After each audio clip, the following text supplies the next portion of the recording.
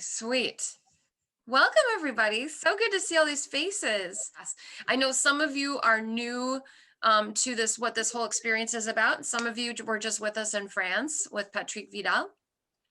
So we'll try and just give you an overview of what this is all about, and then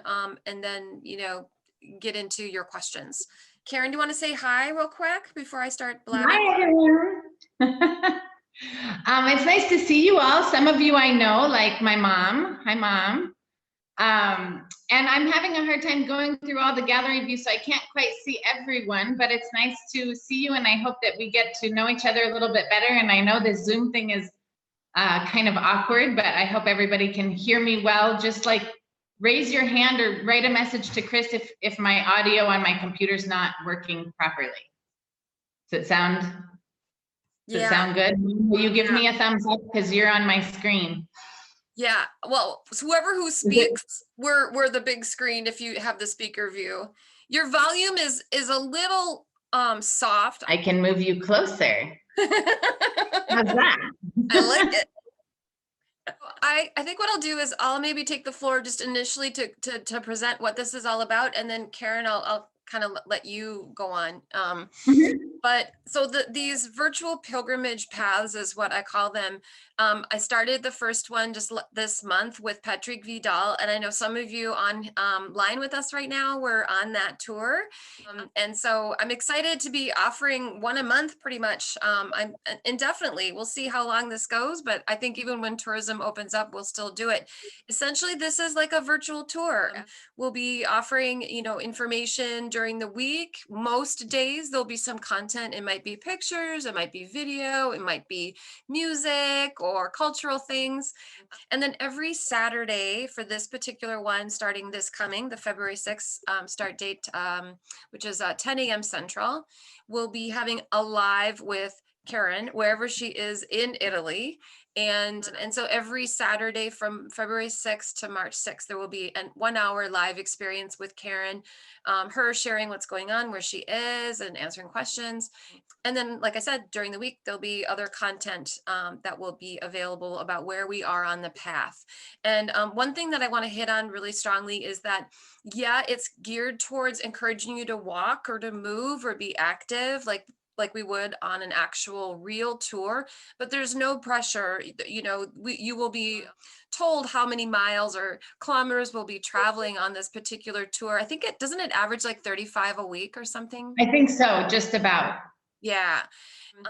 But no one is forcing you. No one's going to be like texting you or emailing going, have you walked 10 miles today? So don't worry. It's on your honor, and it's just a suggestion and encouragement to motivate you to be active. But that part is totally optional, and you might just choose to only do and be involved in the tourism piece, and that's cool. That's all good. What else do I want to say? So it's, in a nutshell, it's a combination of virtual tours, encouragement to motivate you to move, and there'll be some yoga for walkers and some other kind of wellness tips along the way too. So Karin, I'm gonna stop talking now and get you to have the floor. Why did you choose this particular path for us to do together? Uh-oh. I'm not frozen, am I? No? Well, first of all, I'll just kind of fill in a little bit about Karin. She lives in Livorno on the coast of Italy, and she will be starting near where she lives and continuing along the coastline in Tuscany and I'm not going to say it right, Liguria. And so it's really close to home for her. And part of the reason that she chose the area was not only that it's fantastic and gorgeous, but also it's close to home. And those of you who have been keeping tabs on what's going on in Europe during the pandemic know that they are dealing with it in a very different way than we are. There's curfews, there's been lockdowns, there's been, we have had lockdowns too, but much more restrictive. And, even the France tour that I just did this month, we had to really kind of pay attention to, what times and where could Patrick go when he was traveling around doing some of the filming. He did a lot of work ahead of time, like Karin has been doing, because you know, every week is a different situation, and not knowing where she might be able to come. The path that she chose was close to home too, so that she could easily get to some of these locations. Um, Karen has been married to an Italian man for I think over 10 years now, and I've known her as a Rick Steves guide. Gosh, I've met her 15, 16 years ago at least. So we've known each other a long time, and this is just a really fun experience for us to work, you know, closely together. And I'm super excited for this particular tour. Let's see.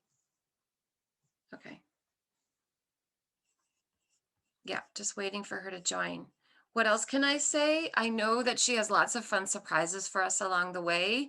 We'll be doing some cooking, we'll be doing some wine tasting. She's got a lot of music she wants to share with you, and she'll be translating into English some of these really well-known Italian songs. She also has, you know, some amazing little places off the beaten track, which is what we've learned with the France tour is, you know, we're going on these paths that, okay, here she is. Hi, Karen. Hi, sorry, we're having really bad weather and all the power went out. Oh. Sorry. Okay. I'm so glad. I was like, okay, I'm going to fill the time with blah, blah. So I did a lot of blah, blah. Okay. So I'm going to turn it over to you and just talk about why you chose where we're going, and anything you want to share about that. Perfect. Okay, so just so all of you kind of know who I am, I'm a colleague of Chris's. I've been working for Rick Steves for the last 15 years, and I live in Italy. I live on the coast of Tuscany with my husband, and we've been living here for about 10 years. I used to live in Rome. I lived in Siena. I lived in Florence. Some of you might be familiar with these places. And this has been a fabulous project to do because I know most of you have heard of the Cinque Terre, which is where we're going to be ending this, and maybe you've been there before.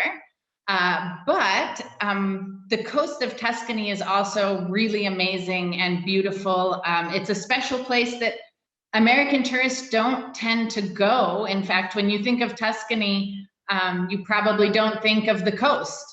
You think of Florence and Siena and these beautiful hill towns with lots of wine, and you don't think of the sea.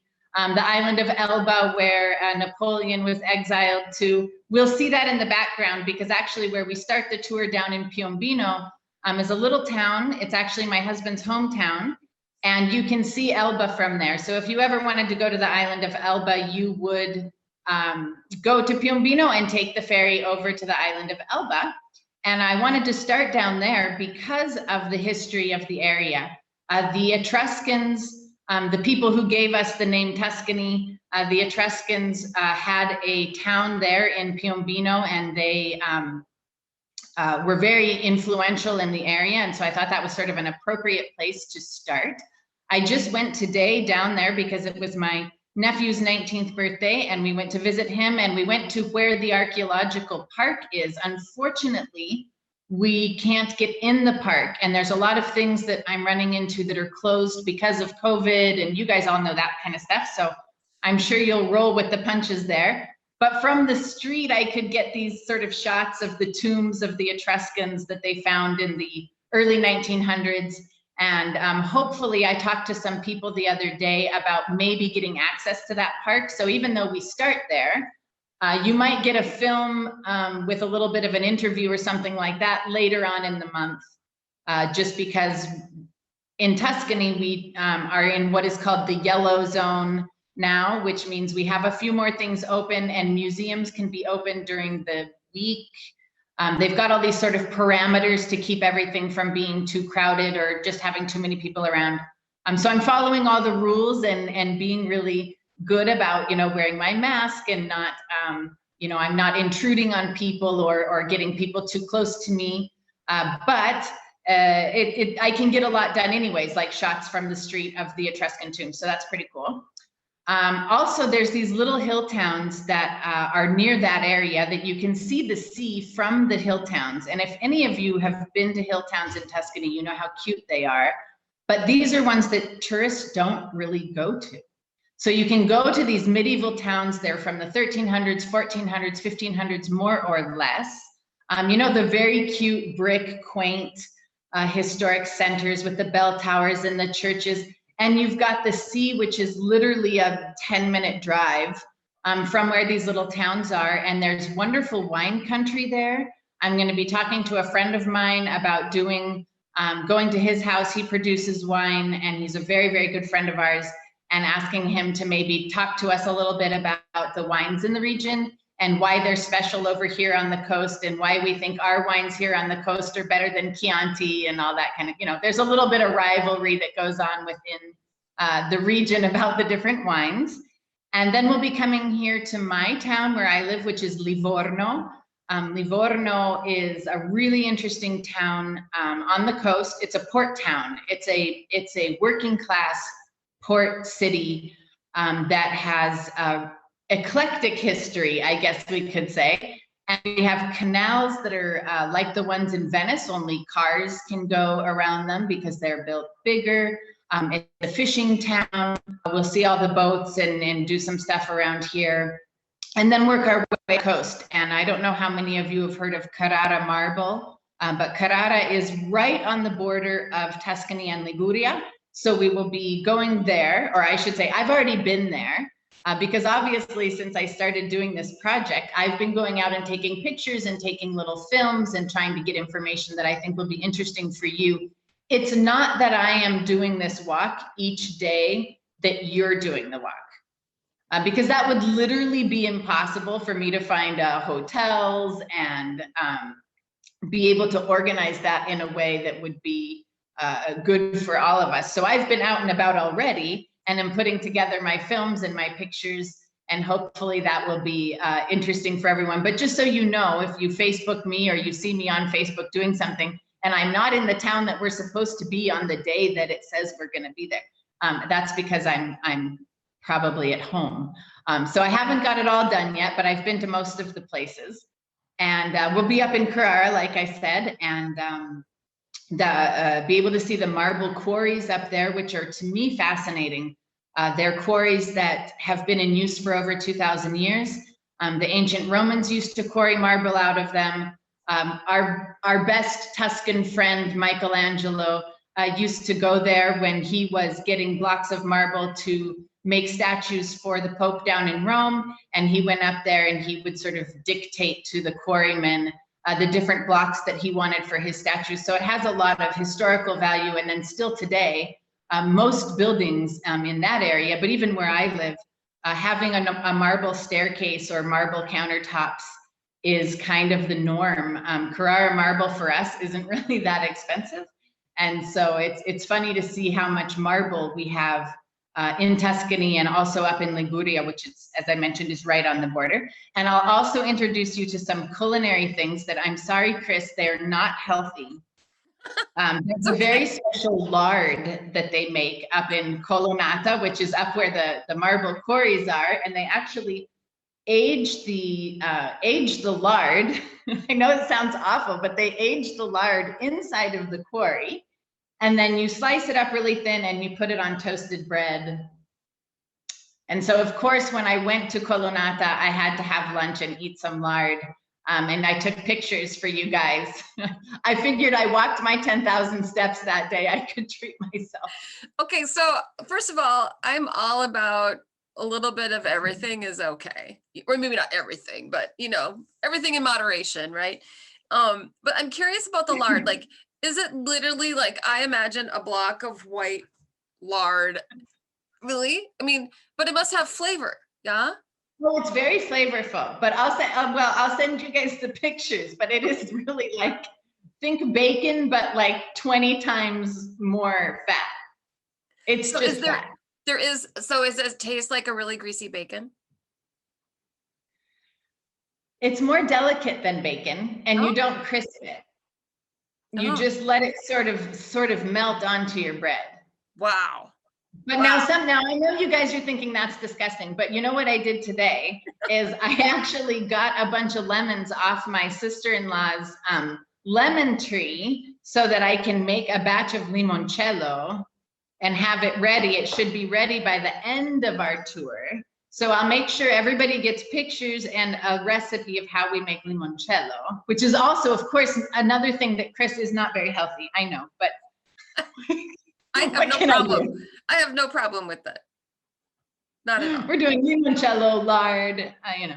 And so anyway, after the marble quarries, we'll head into Liguria, and we'll go to the Cinque Terre. But before we go to the Cinque Terre, I spent the night up in La Spezia, which is, you know, right there, and was able to go to a little town I'd never been to called Tellaro, which I think there's a picture in our little video, it was so cute. And all I could think of was, please don't anybody let Rick Steves go here. Yes. Right, I get it. You know, I'm curious. So first of all, how do you say, is it Liguria? Liguria, how do you say it? Liguria. Liguria. And then how would you compare the two regions? Like, is there a lot of difference? Subtle difference? Curious. It's rainier up there. Because of where it is geographically on the coast, it rains a lot more. We all have these stereotypes about different people in different regions. So the big stereotype for the people in Liguria, which of course is not really true, but we say they have dinosaur hands, which means their hands don't reach their pockets. So it means they're very stingy and they're kind of cheap.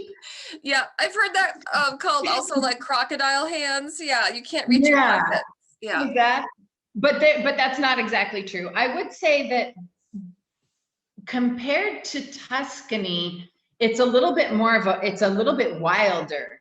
It's not quite as tame. The hills aren't maybe as cultivated as they are here in Tuscany. The houses, the buildings are more colorful. The colorful houses like on the coast in those little towns, because down here in Tuscany, the coastline was marsh and full of malaria. So we don't actually have those types of villages on the sea, because the land was just marshy, full of mosquitoes and malaria, and it was bad. So the towns we're going to that are technically on the coast, that are just a 10-minute drive, are up on the hills, instead of in the Cinque Terre, where the little towns are actually go right down into the sea. Yeah. So we'll be up there, and up there I talked to some people at this bar that is amazing, with an amazing view. Of course, they're closed right now, but they did say if I wanted to come and film,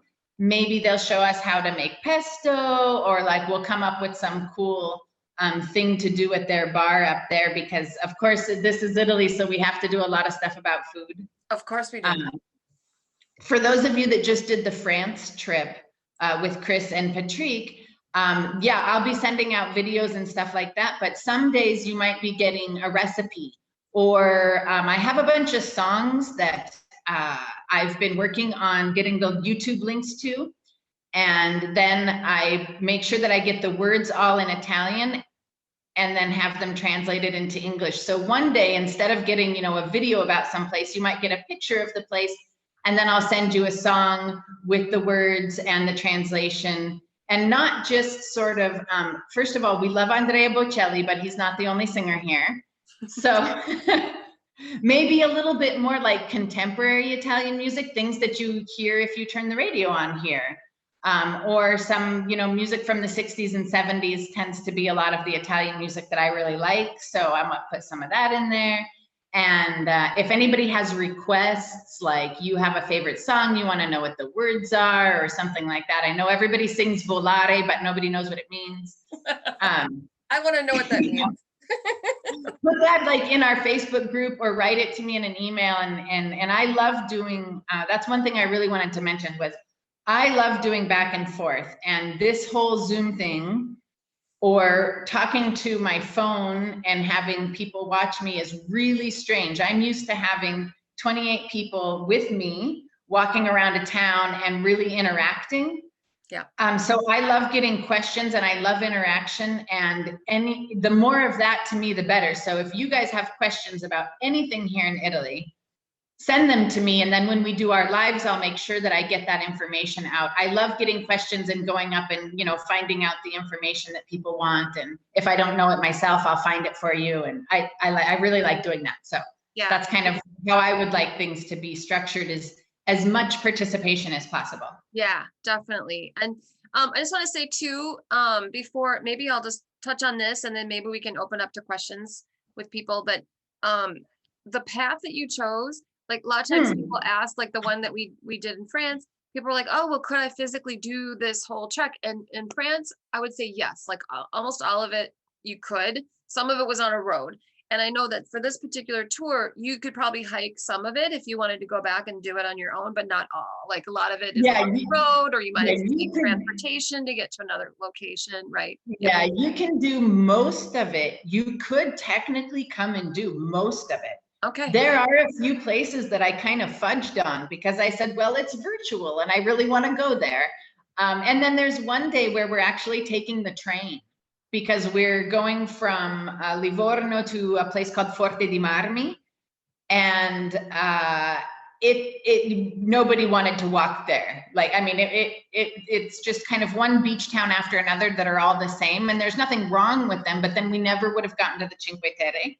Right. So we just decided that we'll just take a train that day. Yeah. So I think you should also. It's better a little bit of a bus ride and then you do the walk. Oh yeah, just so people know, like if they wanted to go back, that it would be, you'd have to piece together some transport if you were going to do the exact same path.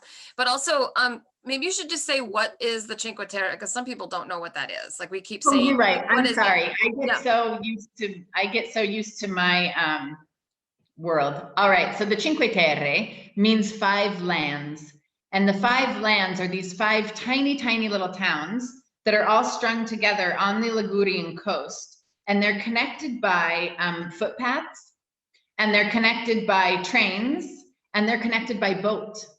And they are very popular. I don't remember the first time Rick Steves went there, but they used to be popular with like German and French tourists. And now they're popular with every kind of tourist. And there's a reason. They're beautiful and charming and adorable. And it's a fun, special place because you can walk between one to the other. And when you do, you're like walking through vineyards, olive trees with these gorgeous views of the Mediterranean, which is the beautiful blue color. And it's a very special, it's a special place. But when we say sometimes we just call them the 5T. Or the CT, Cinque Terre in Italian is C, right. And then T. So they get abbreviated a lot. But for those of you that don't know, I'm so excited that I will get to introduce you to the Cinque Terre, because it's been a long time since I've had someone say, oh, I've never heard of that, or they haven't seen pictures yet. And that'll be fun to get to introduce you to that.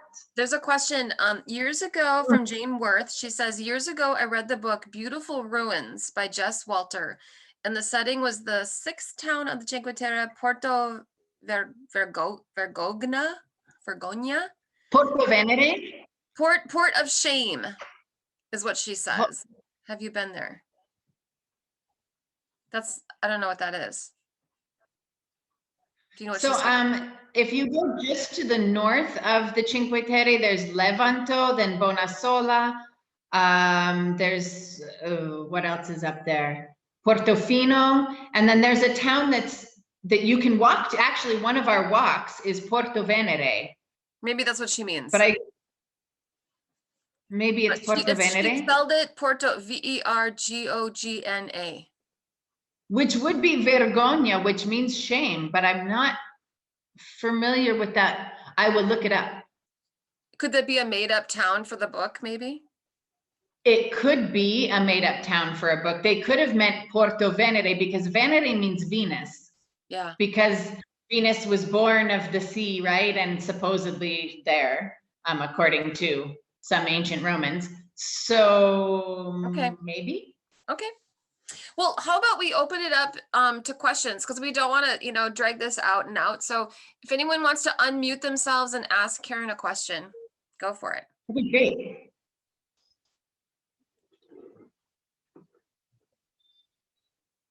No questions. So This is Patty, and we'll be seeing you, is it 10 a.m. Central Time every Saturday? Is that the plan for the live show? Yes.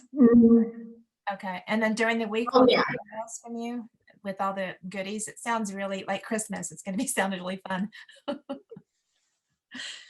Yes. So every Saturday, it will be 10 a.m. to, we just keep it to 1 hour. So 10 a.m. to 11 a.m. Central. So if you're on the West Coast, it's 8 a.m. Right.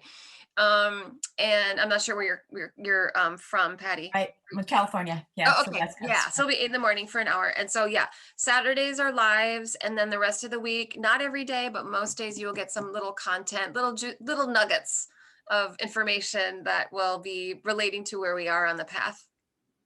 sounds great. And I know for you West Coasters, we know it's early and we're sorry, but we wanted to do it so that there would still be light here in Italy. And if we push, since it's winter time, if we push it back too far, it's too dark here for me to show you guys anything. I So- walk our dog. We leave about 6:30 in the morning, so we're done by the time we'll be with you.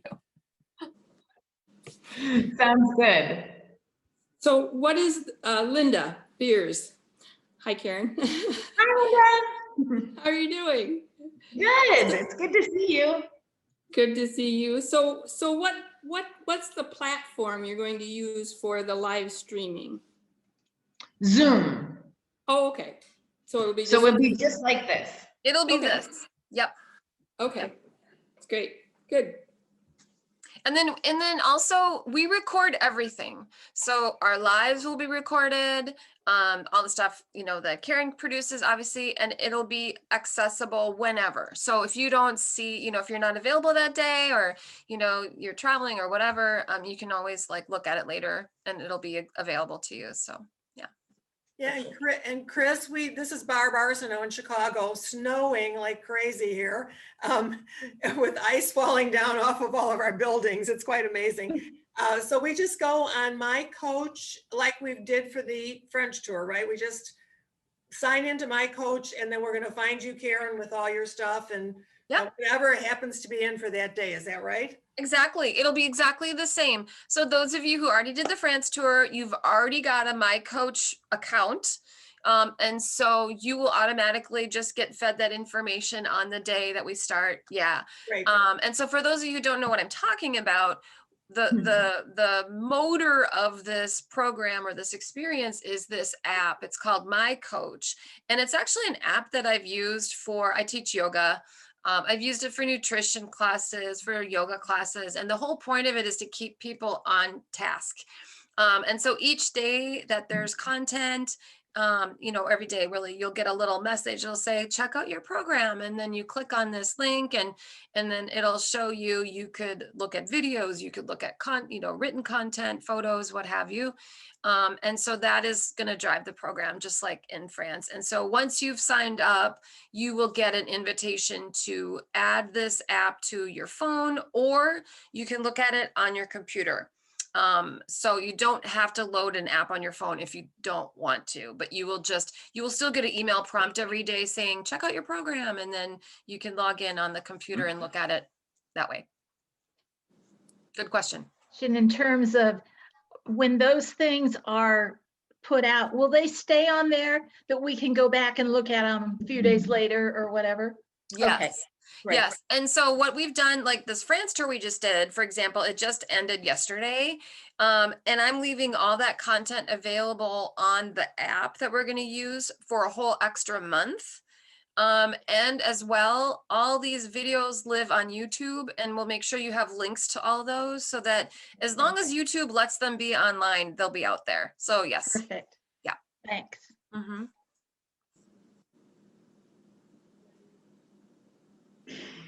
Okay. And Karen, there was a comment about, okay, what does Ernie say?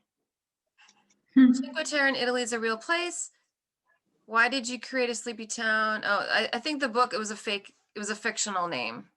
Oh, okay. Yeah. Ernie, by the way, I love your beard. Very cool. I don't know if you can all see Ernie's beard, but it's fantastic. He's one of the people. Calling it my pandemic beard. It's your pandemic beard. Pandemic beard. It doesn't normally look like this. It normally looks like this.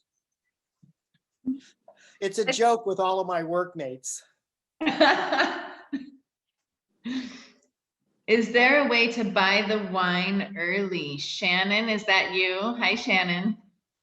Okay, so the thing about the place where I'm gonna go get some wine is that I'm not sure that he distributes actually in the United States. So you could get wine from him, but it would have to be shipped, which unfortunately can get pretty expensive. I will look into it, and I will be talking to him tomorrow, and I will find out if he actually possibly somewhere in the United States has a distributor.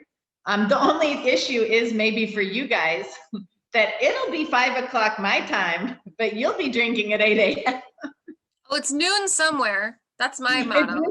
It's 5 o'clock somewhere. Yeah. But you can always get. Oh, sorry. Yeah. I was just going to say that I don't think people, what we might want to encourage is say, okay, see if you can get a wine from the area, you know, and then we can kind of, explore what the different wines might be like based on what we were able to get. Yeah. But I'll be talking to him tomorrow, so I'll figure that out and I'll get you that information. For sure. There's a question, if we have my coach from the France pilgrimage, will the actions, etc., just continue for this tour? So yeah, Jane, you just don't need to do anything with the My Coach. You already have the app. You will just be fed the new information when the tour starts on Saturday. I hope that answers your question. Okay. Any other questions? Hey, Chris, this is Vanessa. Hi. Hey, Karen. Just a quick question going back to the wine, just a favor to ask. Can you also find out about shipping or distribution within Europe? Because I'm in Switzerland and my friend Jen, who's on this call, is in Germany. So she might be interested in getting it. It might be easier for us to get it here from there. So fabulous. How are things up in Switzerland, Vanessa? Yeah, they're okay. It depends on where you live here. I'm in the French speaking part and we have a semi-confinement going on, so, but we're doing okay. I'm doing the work from home as they've requested, but yeah, we're hanging in here. Thanks. Cool. Glad to have some fellow European livers on this group. Yeah, it's nice to be on. This is Patty again. I'm curious where everybody's from on this group. How many are there? We have close to 70 people now. And boy, we might have to maybe we could share that in an email or something, because they might be kind of hard, because here on the call we've got like 28 people. Some are actually on the trip and some are interested in it. So it's hard to say right now, but from what I can tell, there's some repeat people from the France experience that we just had this month. There's some new people on board, and obviously we've got people all over the world on this one. This is great. Chris? Yeah. I think we did that on Facebook for the France tour. Yeah, people did that kind of spontaneously. So there is a private Facebook group for this experience, and you do not have to be on Facebook, to experience this whole project. But the Facebook private group is more just the social piece. If you want to, you do not have to be on it. But what we did, those who were on the Facebook group for the France tour, people were saying, where are you from? And they shared all that there. But again, not everyone was able to share because they weren't, I'd say only 60% of our group was on Facebook. So, happy to maybe even send out an email and ask, and I'm happy to share where people are coming from, because that's always interesting, I think. Okay, there's a Manhattan, Kansas. Is that real, Bill? Sounds like a funny place. Manhattan, Kansas. It's real. I have a cousin who lives there. Oh, really? Manhattan, Kansas. That's cool. That's cool. Okay. What else? Anybody?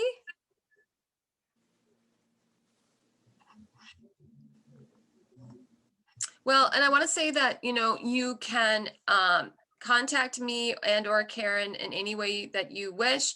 We're both on Facebook. There's the chocolate suitcase that has a message aspect to it. And then on the actual website, Chocolate Suitcase, there is a contact me. So you could contact me that way if you have questions. Don't hesitate. Okay. Bill says he laughs. Too funny. Yes, it is real. Oh, yes. I do have a quick question. Hi, Chris. Hi, Karen. It's good to see you. You too. It's actually about, like, I know you do not have to do the walking, but I'm planning on doing the walking. Are you giving the mileage like on a weekly basis or like on a daily basis? I was just curious. Yeah, we give the daily, like from point A to point B. It'll Okay. be really clear like what the distances are for all of them, and then the total too. It Okay. averages out like 35 miles a week. Yeah. Okay. Sounds good. My Yeah. dog and I will get some exercise.